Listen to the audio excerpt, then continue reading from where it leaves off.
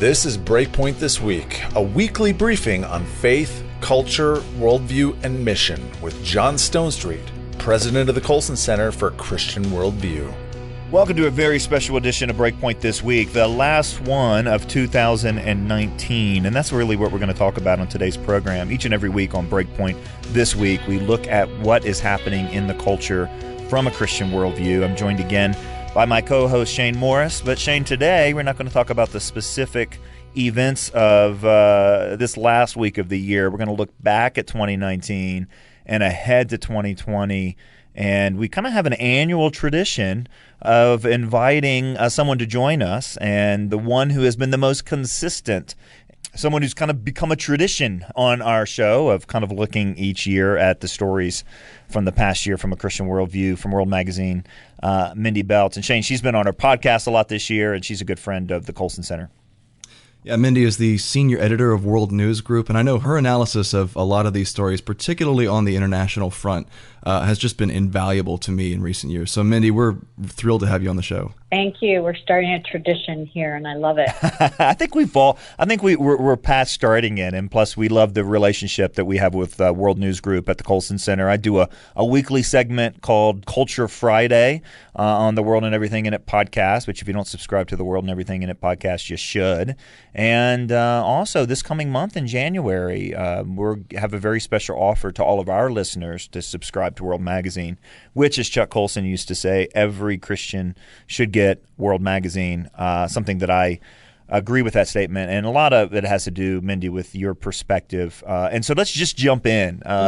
Clearly, the biggest story coming out of 2019, leading into 2020, and, I even hesitate because as we're having this conversation, there's only so much we know about where the impeachment trial and all that's going to go. Although I think a lot of people, are pretty confident where it's going to go. But it is, it's the impeachment trial of President Trump. Mm-hmm. And Mindy, you and I were talking offline here, and obviously so much of this is being seen through a political lens. What's going to happen in 2020? It seems like my best take on it is it was a very carefully politically calculated decision from kind of being in a corner of having talked about impeachment before Trump was elected to having to do something prior to the election. But it was a big risk, and it doesn't seem to be going the way maybe that those on the left side of the aisle had hoped. Well, it's ironic because it's like this, the suspenseful top of the fold headline, and yet we all know where it's going. We know that it's going, in all likelihood, to be voted out of the House, these 2 counts of impeachment, abuse of power, and obstruction of Congress, to be kicked over to the Senate, where a trial will be held, and the Senate will not vote it through. And the American people heading to the election polls in 2020, I think, are going to look at this and say, and I think rightfully so, we've been ill-served by our political leaders. We've been dragged through something of a circus while other pressing issues have gone unattended. Well, yeah, that's right. And Shane, I think, when we look specifically at something we talk about all the time at the Coulson Center called the political illusion, that all problems are political and all solutions are political. And how many Americans say, I'm tired of politics? Are Americans tuning out of this? Have they a long time ago tuned out on this? Or, Twitter is certainly loud about it. But as we've talked about this past year, Twitter can be loud about things that are completely irrelevant, right? I mean, what do you think about that? Well, as Mindy said, the reason we know the outcome of this ahead of time is precisely because it's so political, John. We're dealing now with the politicization of everything, including a process that was meant to, deal with high crimes and misdemeanors in the highest office in the land. So that goes on 2 fronts. Not only has the process itself been going on since long before the particular instance of alleged misconduct took place between Trump and the Ukrainian president, but the misconduct itself is supposed to be of a political nature, involving, an effort to get a foreign nation to influence the outcome of an election. So you've got a politically charged trial, not to the point of trial yet, but a politically charged impeachment proceeding about a politically motivated action. I think Americans are right in that respect to be disillusioned with the process. We just know where it's going before it's even started. Mindy, that's what's hard from a Christian worldview, right, is that there's this equal and opposite danger of putting too many eggs in the political basket and then also becoming so cynical and saying politics doesn't matter. Right. I think one of the stories going into 2020 for the church is how do we balance that? Because I don't think we have well. And I'm not sure, most Christians have it as part of their discipleship process. Hey, here's what you should think about politics. Well, I think the cynicism of the electorate is mirrored by the cynicism of our political leaders. I mean, this whole process is driven by a level of transactional kinds of dealings that none of us ever want to see in our leaders, Democrat or Republican. And then just a cynicism that this doesn't feel like something that is meant to serve the American people, or where either Democrats or Republicans are putting their best foot forward in the interest of the American people. It feels like they are going after one another. And the challenge, even for those of us who have tried to follow this when it began, if you go all the way back to Hillary Clinton's emails, which then, we got to the Russia collusion narrative that then brought us to the Ukraine collusion narrative.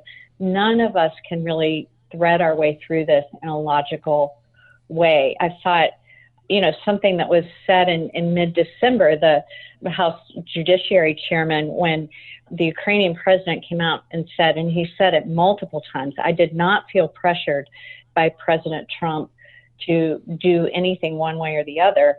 And the House Judiciary Chairman comes back and says, well, now he's being pressured to say he wasn't pressured. And, Americans just pull their hair out at that point, and they should. This is cynical politics being imposed on taxpayers who are paying for it to happen. Yeah. Well, I want to go, though, to I think the next thing, obviously, that we're thinking of going into 2020, which is the presidential election. And so we're going to stay in politics, even though we've just kind of talked about the political cynicism.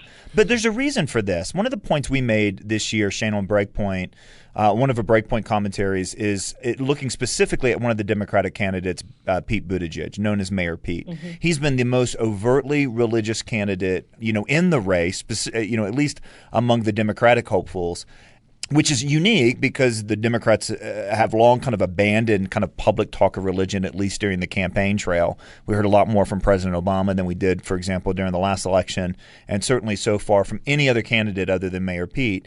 And, he went so far as to say the Bible is for abortion and the Bible is for same-sex marriage. And you kind of look at that and go, what on earth? And then you kind of think, wait a minute, is it effective? And my point was, look, if Christians do not hear the Bible applied to contemporary cultural issues from the pulpit, and instead just basically hear some version of Christianity that it's about being nice.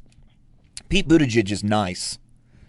Certainly nicer than, who's in the White House right now, is just kind of being nice. Mm-hmm. And on the top of that, he is applying the Bible to contemporary political issues. And in a vacuum or in silence, the loudest voice is going to win. He's the only voice right now in many ways to many Christians' ears. That to me is a very interesting thing to watch kind of moving forward. Now, whether Mayor Pete has a chance, he's polling at 0 among African-American voters near the end of 2019. But at the same time, to me, that what's more important there is, as cynical as we can get about politics as Christians, we got to stay in the game, if for no other reason. It's like Lewis's idea. We need good philosophy if for no other reason than bad philosophy exists. Well, and I think, partly stay in the game is to be able to say over and over again that politics does not trump religion, and in fact, our faith and our religious beliefs trump politics. And at the end of the day, no politician is ever going to satisfy our deep spiritual longings. And so I think this is fascinating to watch play out, because you have on the right, you have a number of people among, let's say, Christendom who are very unhappy with the president who's in the White House right now, and who don't like the representation that he makes of Christianity. And he plays it. He plays it all the time. He has people in the Oval Office, and he makes sure that the photographers are there to take pictures of the evangelical leaders with their hands on his shoulders praying over him. And we have to keep sort of feeding ourselves truth serum about what our Christianity actually means, and whether these political leaders are playing to it or they actually believe it. I think that's really important. And I think on a really basic level, we have to keep talking about these things so that we're saying them to one another. It's because we haven't been drinking that truth serum you mentioned that Mayor Pete and others can get away with these kinds of claims, Mindy. You know, we've lost any consensus on what the Bible actually teaches. And I think this also shows how much the reading of Scripture itself in a political context has been subjectivized. Mayor Pete uses the language of, to me, the Bible means this. And then he goes through and says, well, I can pick and choose. In answer to the accusation that he's cherry-picking the Bible, by the way, he goes through and says, I can pick and choose which parts are enduringly relevant and which parts are just the culture and morality of the day. But the reason he gets away with that is because, like John said, nothing else has been taught, this objective view, at least not consistently in the political sphere. We've sort of retreated and not taught that, yes, what's in this word is both objective and relevant for society. Right. I think it'll be fascinating to watch some of this play out. If you remember, I believe back in October, when Beto O'Rourke made his very controversial statement, you know, he wanted to strip tax-exempt status from churches that oppose same-sex marriage.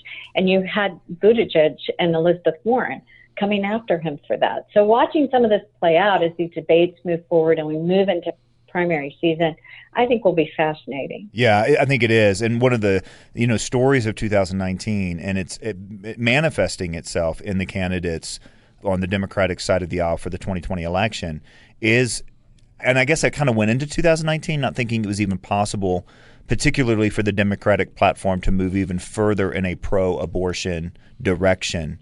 But good heavens, I mean, we had conversations this year in 2019 with sitting Democratic legislators about infanticide. And we had, just unashamed, unabashed identification with Planned Parenthood. And we had even conversations around conscience rights for doctors, medical professionals, and so on, who are pro-life. And that's certainly happening in our northern neighbors in Canada. And so that's another interesting development, that the abortion conversation is so heated in 2019. And Mindy, I'll let you get first stab at this, kind of going into 2020. Is this a reaction because of the perceived threat, given the remaking of the judiciary, especially the Supreme Court, a perceived threat to Roe v. Wade? Absolutely. I mean, I think we saw all this begin to unfold. And what I agree with you is just like unbelievable ways after Justice Kavanaugh was seated on the Supreme Court. And I think Democrats kind of lost their mind. They saw Roe v. Wade for the first time actually possibly going down. And so it's interesting that as the electorate, as many polls show that Americans have moved into much more sympathy with a pro-life position, that you have the Democratic Party saying things like Elizabeth Warren, who said that abortion is fundamental to what we do as Democrats.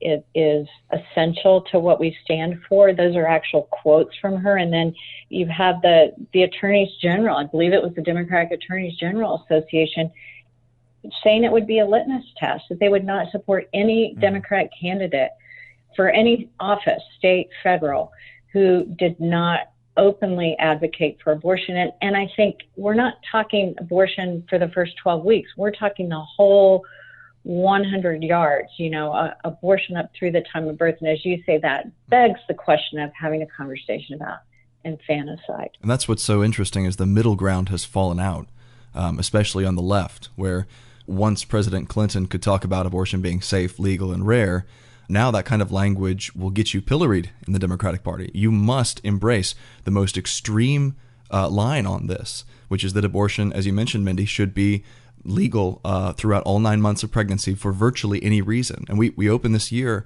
with watching Mayor Bloomberg light up, order One World Trade Center lit up in pink to celebrate the passage of one of the most extreme pro-abortion laws we've seen in the nation's history there in New York. So, yeah, it says the Democratic Party in particular has become just shockingly extreme on this. We've talked about this before, John. What gives me sort of hope in the midst of this is that that's not where the majority of the American people are, is it? It's not a mainstream position. No, I can't imagine that going into the 2020 election. I mean, if I were, a Republican candidate almost anywhere, I would just be taking video clips of legislators high-fiving each other and, the New York buildings lit up in pink and just kind of remind people over and over and over just how extreme that particular issue is. Well, look, we've got plenty of other stories, and we're running out of time when we talk about just what's happening here domestically, and we certainly want to get to the international issues as well. But look, we can't talk about a big story of 19 and going into 2020 without talking about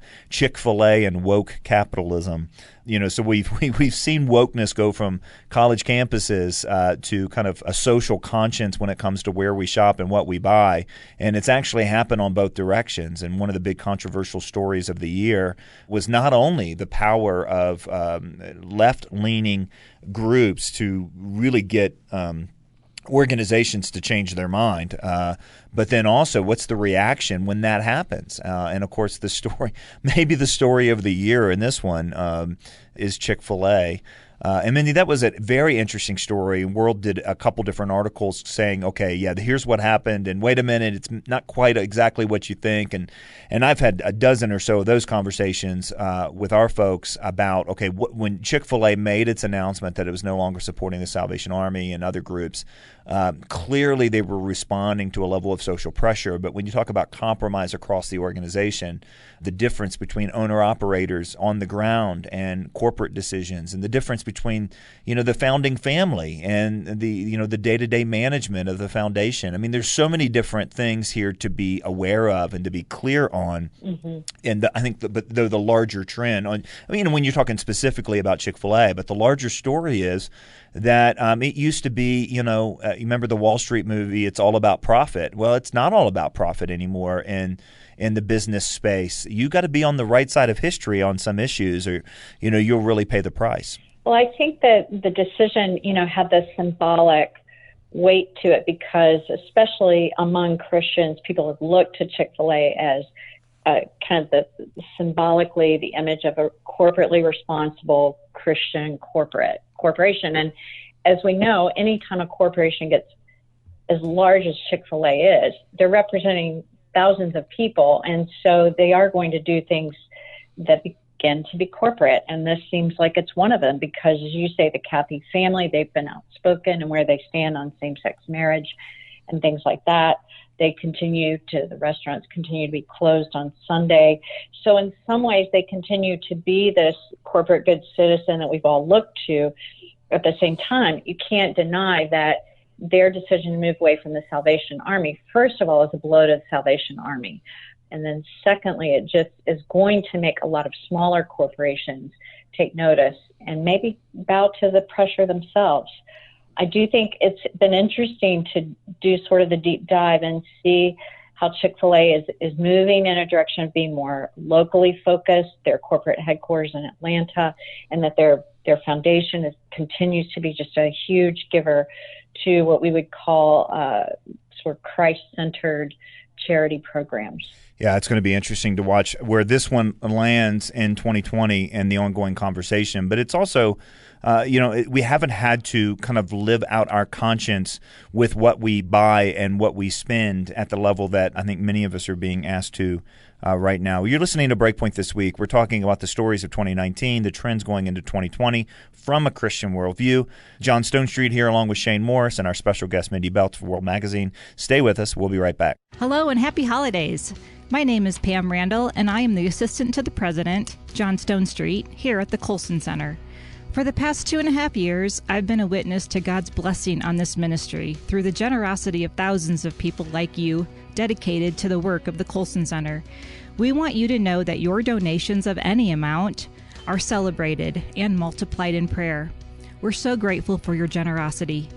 Please make your year-end gift today at breakpoint.org/podcast.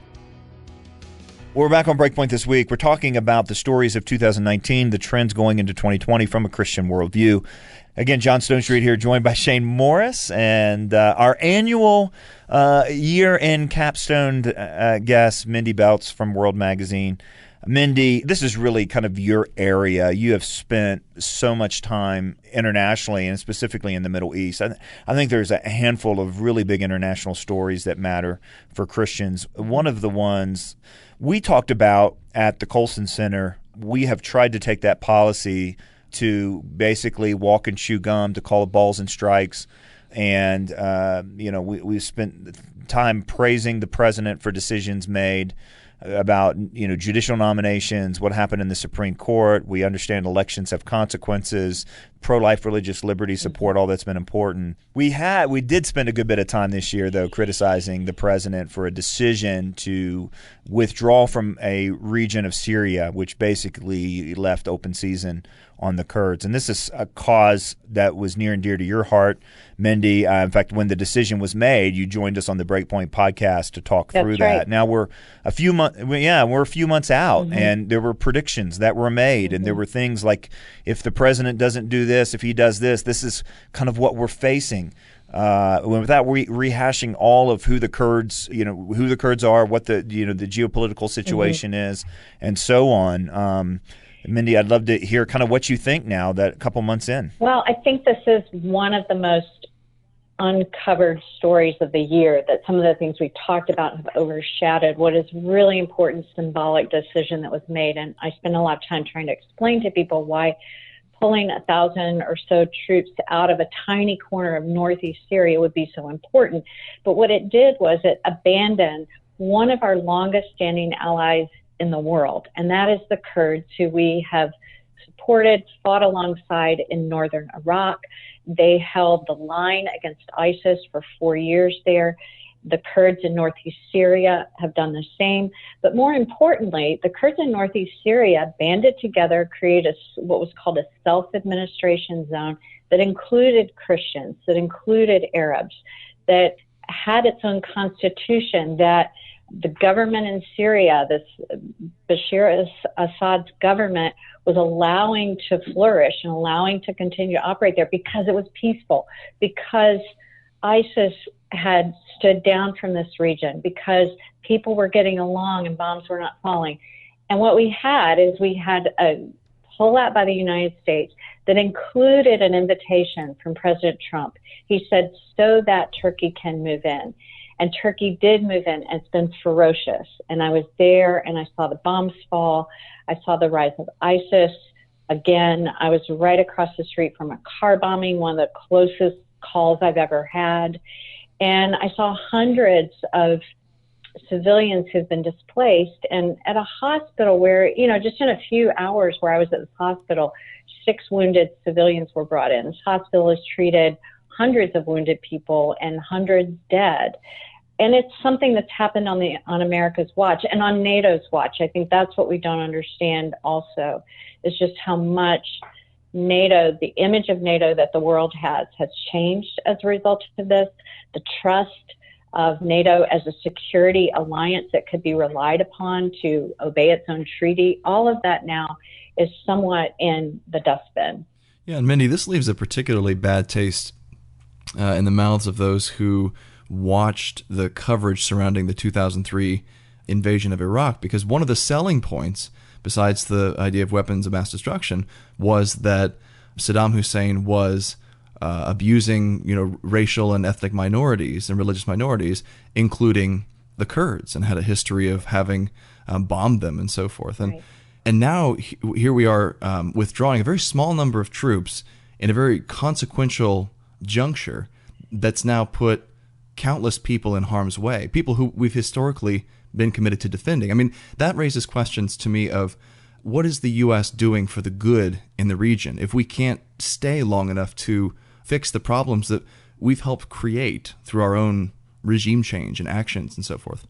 Yeah, and I think that that's exactly been the issue. And what's been striking about this decision, this is, if I can just say it this way, this was a very Obama-like decision. Obama made sort of the bedrock of his policy in the Middle East, getting us out of wars. Well, I don't understand how that is a policy endgame, because any of us, if we want the United States to get out of wars, we want the United States to do it responsibly.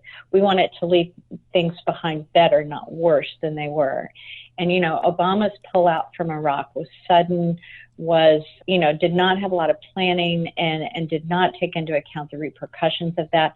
And many people now look back on that and say it gave way to the rise of ISIS and all the things that have happened that brought us back into the region, back into committing troops.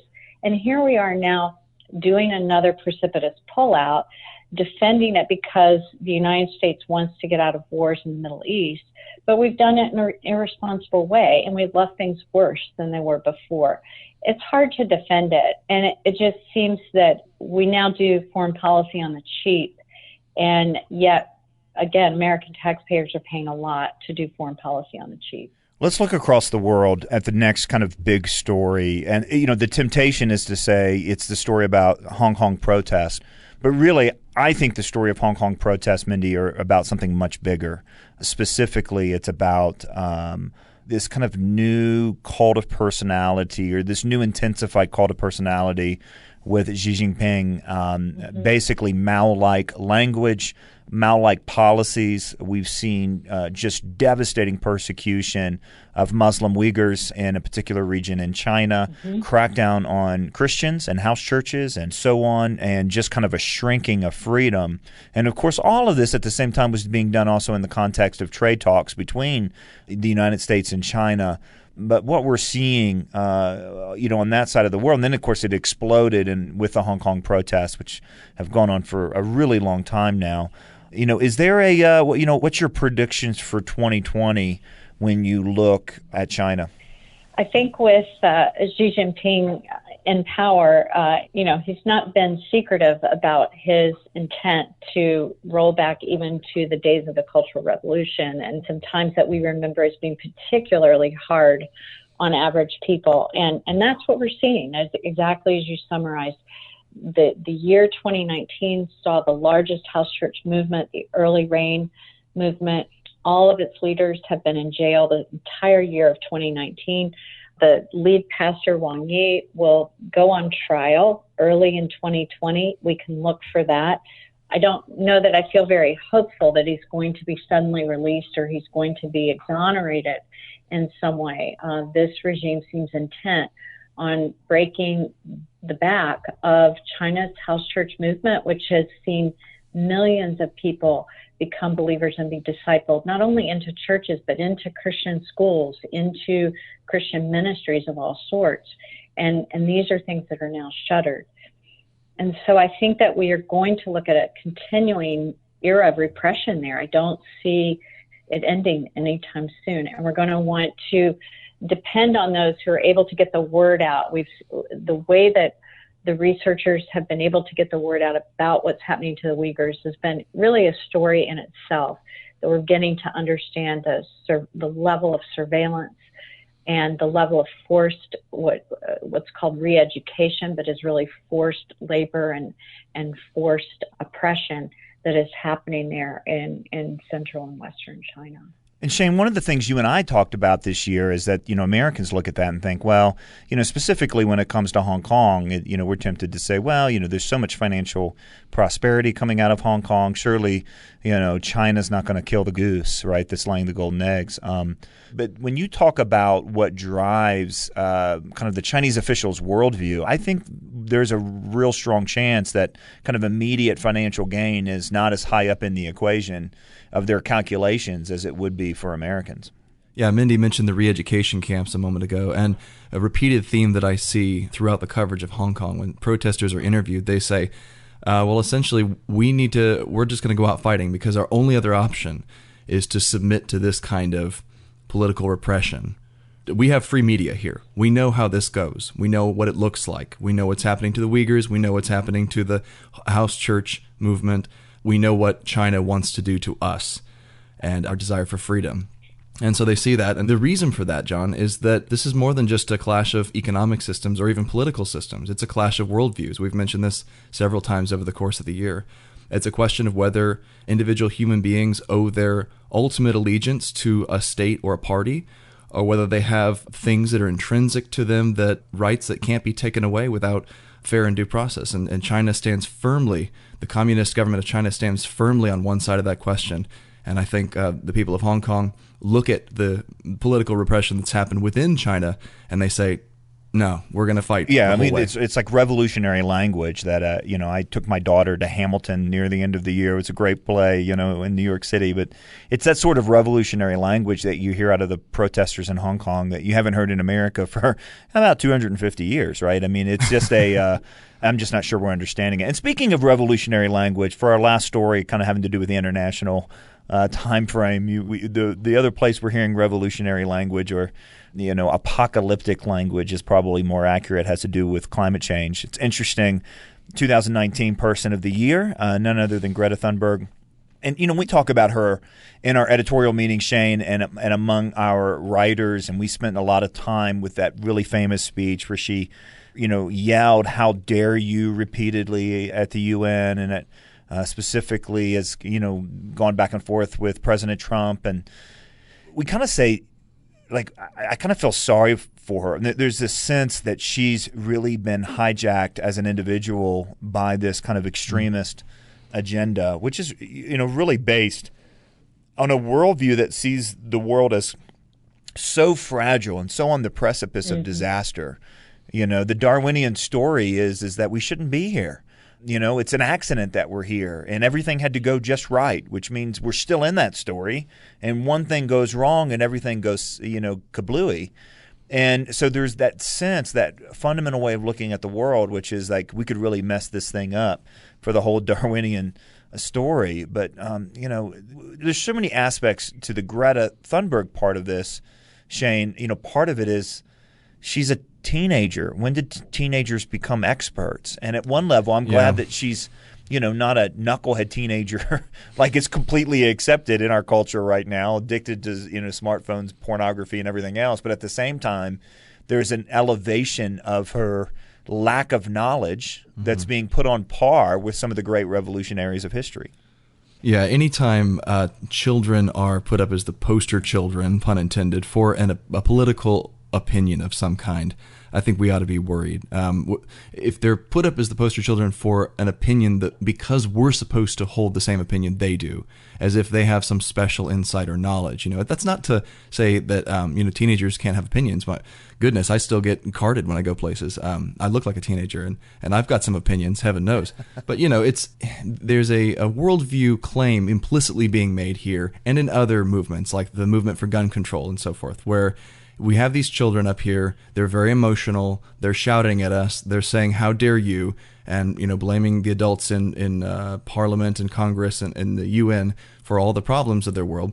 And we're supposed to take that very, very seriously as some sort of almost semi-divine message. One of the things I thought was really interesting is that as we were seeing Greta appear at the UN General Assembly in September, that about that same time, the Secretary General of the World Meteorological Organization, who's arguably one of the leading experts in the world on climate change, he came out and gave a speech, I believe in Finland or in Europe, and said, climate change is not going to be the end of the world.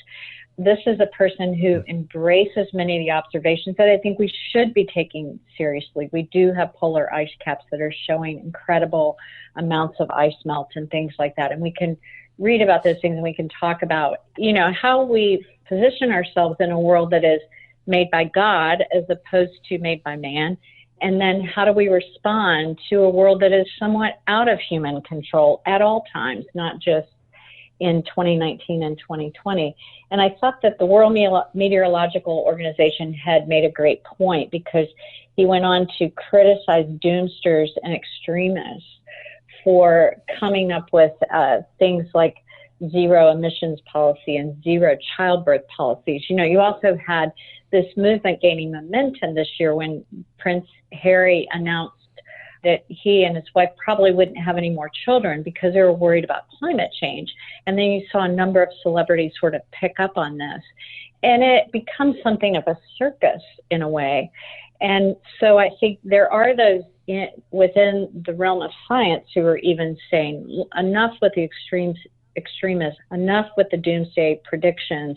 Let's deal with the things that we can measure, that we can quantify, and that we can potentially learn to begin to adapt to. Yeah, the push for childlessness or limiting childbirth and claiming climate change.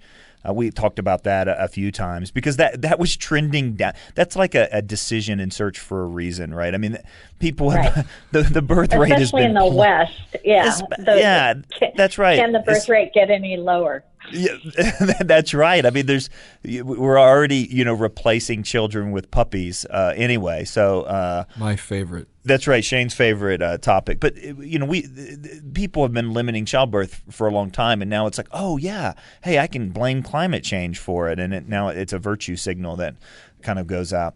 Well, listen, we're out of time here for this conversation. Obviously, there was a ton of things to talk about from 2019, and we tried to hit some of the top highlights both domestically and internationally that are kind of continuing trends into the new year, especially as we face an election year, which seems to have already been going on for a decade and for many of us.